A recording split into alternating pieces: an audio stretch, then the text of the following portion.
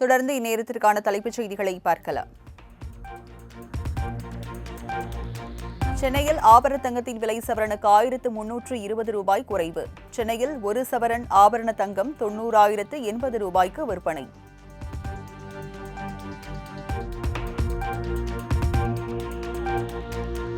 சென்னையில் தொடர்ந்து உச்சம் தொட்டு வரும் வெள்ளி விலை. வெள்ளி விலை கிலோவுக்கு 3000 ரூபாய் அதிகரித்து 1,80,000 ரூபாய்க்கு விற்பனை.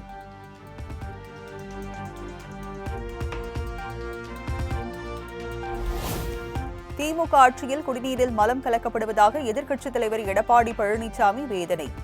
கொலை, கொள்ளை, வழிப்பறி, பாலியல் சீண்டல் என தினமும் அரங்கேறி வருவதாகவும் குற்றச்சாட்டு.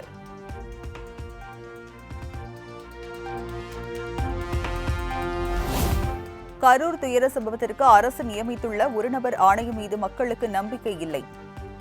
அதிகாரிகள் ஒவ்வொரு கருத்து கூறி வரும் நிலையில் விசாரணை எப்படி நியாயமாக இருக்கும் எனவும் எடப்பாடி பழனிசாமி கேள்வி.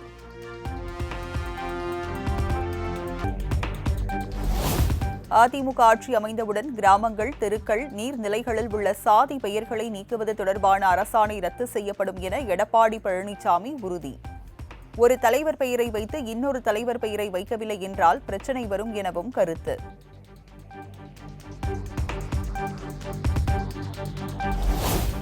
பார்க்கும் இடமெல்லாம் தந்தை கருணாநிதியின் பெயர் இருக்க வேண்டும் என கனவு காண்கிறார் முதலமைச்சர் மு.க.ஸ்டாலின். தமிழகத்தில் உள்ள தெருக்களுக்கு தேசிய தலைவர்கள் பெயர் எதையும் வைக்கக்கூடாதா என மத்திய இணையமைச்சர் எல். முருகன் கேள்வி.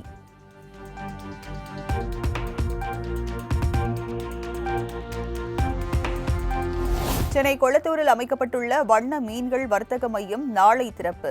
முதலமைச்சர் மு.க.ஸ்டாலின் திறந்து வைக்கிறார்.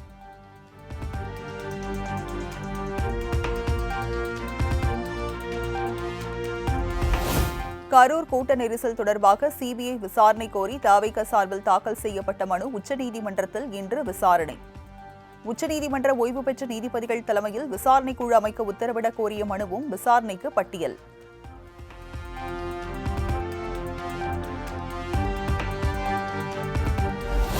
கரூர் துயர சம்பவத்தில் விஜய்க்கு ஆதரவாக பேசிய எடப்பாடி பழனிசாமிக்கு நன்றி தெரிவிக்கும் விதமாக தவிக ஆதரவு.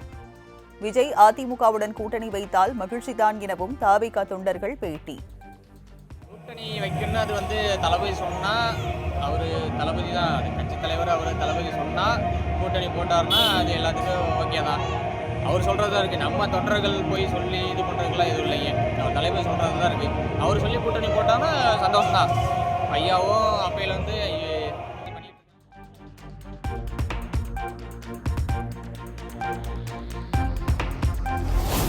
சமூக ஊடகத்தில் சர்ச்சைக்குரிய கருத்து பதிவிட்டதாக தொடரப்பட்ட வழக்கை ரத்து செய்ய கோரி ஆதவ அர்ஜுனா சென்னை உயர்நீதிமன்றத்தில் மனு தாக்கல்.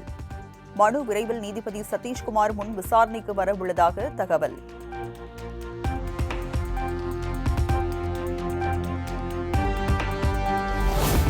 தமிழக வெற்றிக் கழக தொண்டர்களை கொடுமைப்படுத்தும் செயலில் அரசு ஈடுபட்டால் அதிமுக குரல் கொடுக்கும். திருப்பூரில் முன்னாள் துணை சபாநாயகர் பொள்ளாச்சி ஜெயராமன் பேச்சு.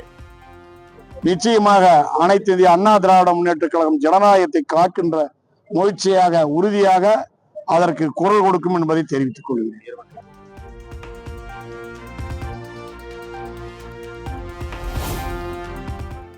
சென்னை ராயப்பேட்டையில் உள்ள காங்கிரஸ் அலுவலகமான சத்தியமூர்த்தி பவனுக்கு நள்ளிரவில் வெடிகுண்டு மிரட்டல்.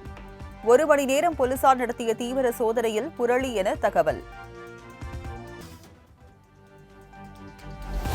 தமிழகத்தில் வடகிழக்கு பருவமழை வரும் 16ஆம் தேதி முதல் 18ஆம் தேதிக்குள் தொடங்க வாய்ப்பு. இந்திய வானிலை ஆய்வு மையம் கணிப்பு.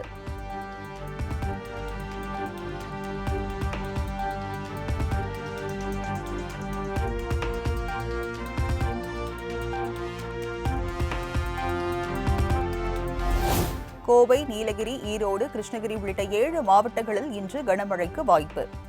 தருமபுரி, சேலம், திருப்பத்தூர் உள்ளிட்ட 10 மாவட்டங்களில் நாளை கனமழை பெய்யக்கூடும் எனவும் வானிலை ஆய்வு மையம் கணிப்பு.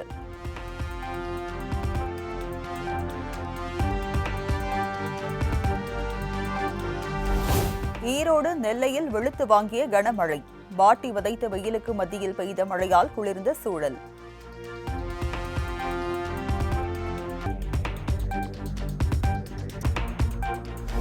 சென்னை போரூரில் 6 வயது சிறுமி பாலியல் பலாத்காரம் செய்து கொலை செய்யப்பட்ட வழக்கு. மரண தண்டனை விதிக்கப்பட்ட குற்றவாளி தஷ்வந்த் உச்சநீதிமன்ற தீர்ப்பை அடுத்து புழல் சிறையில் இருந்து விடுதலை.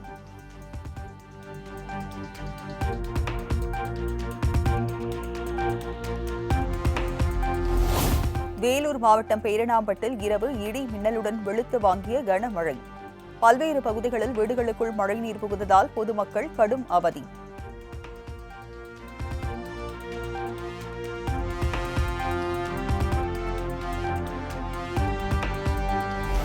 வேலூர் பொன்னை அணையில் இருந்து 1400 கன அடி நீர் வெளியேற்றம். பொன்னை ஆற்றில் வெள்ளப்பெருக்கு ஏற்பட்டுள்ளதால் வெள்ள அபாய எச்சரிக்கை.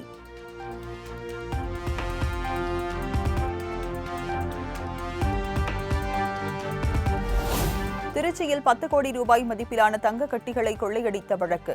கைதான 7 வடமாநிலத்தவர்களுக்கு 15 நாட்கள் நீதிமன்ற காவல் விதிப்பு.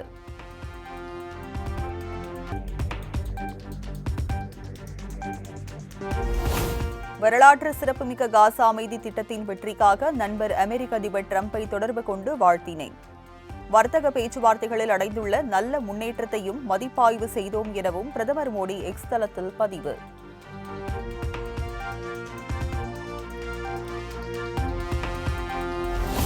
(2030க்குள் 6G சேவை வழங்கும் திட்டத்திற்கு தற்போது உள்நாட்டில் உருவாக்கப்படும் 4G தொழில்நுட்பம் பெரும் பங்களிப்பை வழங்கும் என பிரதமர் மோடி உறுதி. இந்தியாவில் ஒவ்வொரு மாவட்டத்திலும் தற்போது 5G சேவை உள்ளதாகவும் டெல்லியில் தேசிய மொபைல் மாநாட்டை துவக்கி வைத்து பேச்சு.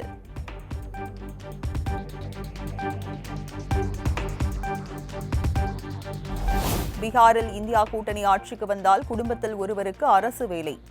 ஆட்சிக்கு வந்த 20 நாட்களில் புதிதாக சட்டம் இயற்றப்படும் என ராஷ்டிரிய ஜனதா தள தலைவர் தேஜஸ்வி யாதவ் அறிவிப்பு.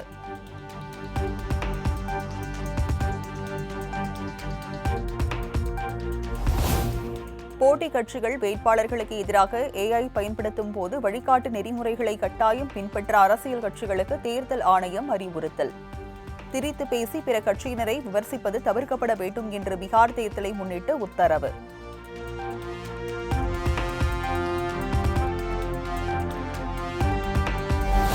பீகார் மாநில சட்டப்பேரவை தேர்தலுக்கான வேட்புமனு தாக்கல் இன்று தொடக்கம்.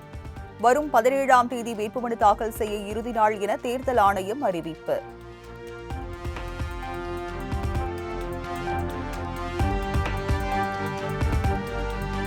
கர்நாடகாவில் அரசு தனியார் துறைகளில் பணிபுரியும் பெண்களுக்காக ஒவ்வொரு மாதமும் ஒரு நாள் மாதவிடாய் விடுப்பு கட்டாயம். மசோதாவிற்கு ஒப்புதல் அளித்தது அம்மாநில அமைச்சரவை.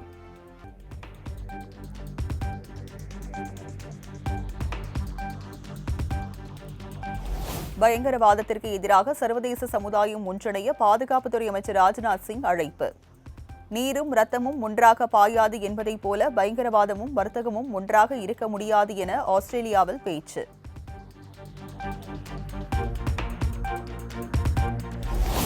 கர்நாடக மாநிலம் பெங்களூருவில் கொட்டி தீர்த்த கனமழை. சாலைகளில் முழங்கால் அளவிற்கு மழைநீர் தேங்கியதால் வாகன ஓட்டிகள் அவதி.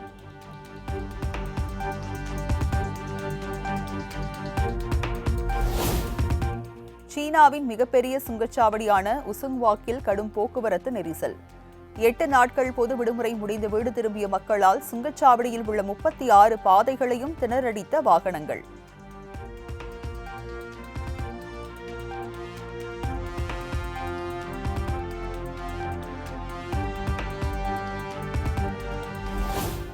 இந்திய தொழிலதிபர்கள் வருண் புலா, சோனியா ஸ்ரேஸ்தா மற்றும் ஐயப்பன் ராஜா ஆகியோர் மீது தடை விதிப்பு. ஈரான் எரிசக்தி துறையுடன் வர்த்தகத்தில் ஈடுபட்டதற்காக அமெரிக்கா நடவடிக்கை.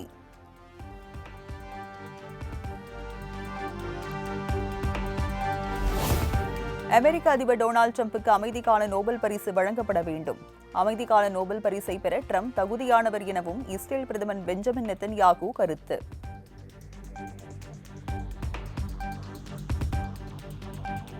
காசாவில் ஹமாஸுடனான போர் நிறுத்த ஒப்பந்தத்திற்கு இஸ்ரேல் அரசு அதிகாரப்பூர்வமாக ஒப்புதல். அமெரிக்க அதிபர் டிரம்ப் முன்னெடுப்பில் இஸ்ரேல் ஹமாஸ் இடையே முதற்கட்ட அமைதி ஒப்பந்தம் கையெழுத்தானது.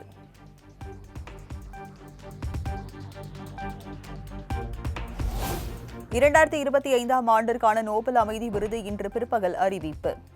பல போர்களை நிறுத்தியதற்காக தனக்கு விருது வழங்க வேண்டும் என டிரம்ப் வலியுறுத்தி வரும் நிலையில் அவருக்கு வழங்கப்படுமா என எதிர்பார்ப்பு.